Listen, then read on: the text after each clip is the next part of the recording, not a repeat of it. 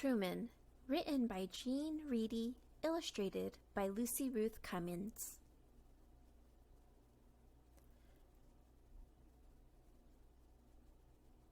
Truman was small, the size of a donut, a small donut, and every bit as sweet. He lived with his Sarah high above honking taxis and growling trash trucks and shrieking cars, and the number 11 bus, which traveled south.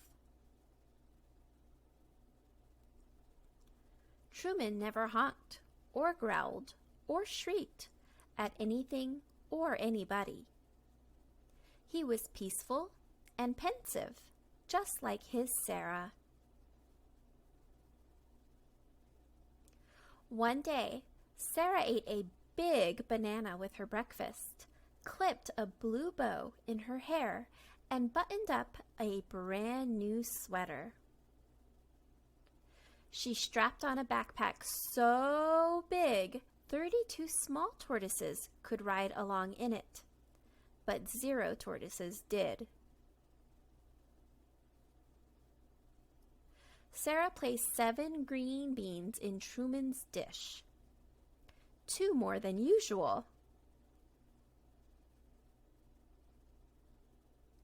She kissed her finger and touched it to his shell and whispered, "Be brave." Then she left.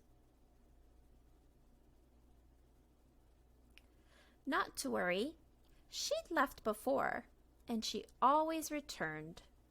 But this time, that backpack was particularly big, and Sarah looked particularly pensive. And that banana, and that bow, and let's not forget about those extra beans. That's when Truman saw something he'd never seen before.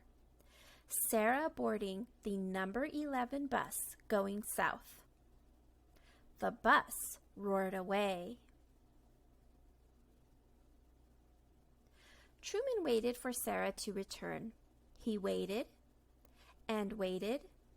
He waited 1,000 hours, tortoise hours, that is, until he could wait no longer. He would go after his Sarah.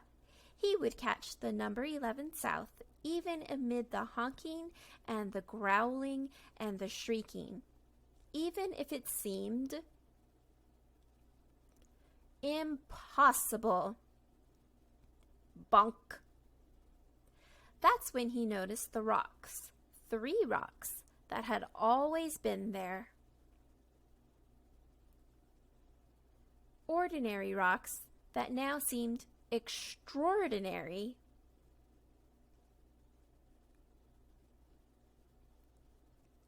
And the arm of the couch, and the pillow propped just right, and that tall, tall boot, and the rug, that glorious, endless rug. Without Sarah, their home seemed vast and uncharted and unsettling. Truly unsettling.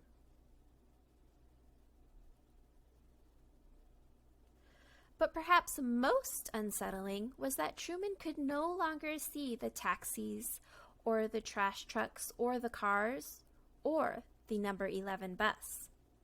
Which way was south anyway?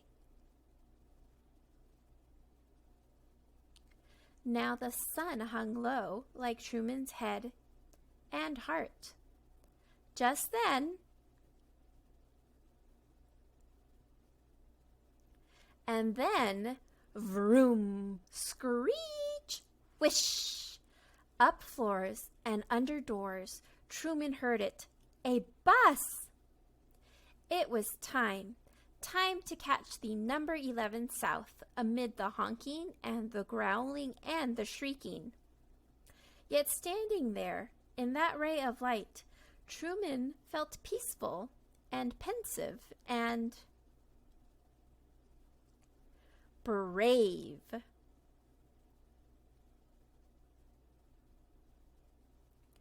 But just as he was about to slip under the door, through that opening barely the size of a small tortoise, Sarah! She spotted him shining like the sun. "Truman!" she cried. She scooped him up and said things like, "Oh my goodness!" and "You!" and "How did you ever?" and "Amazing!"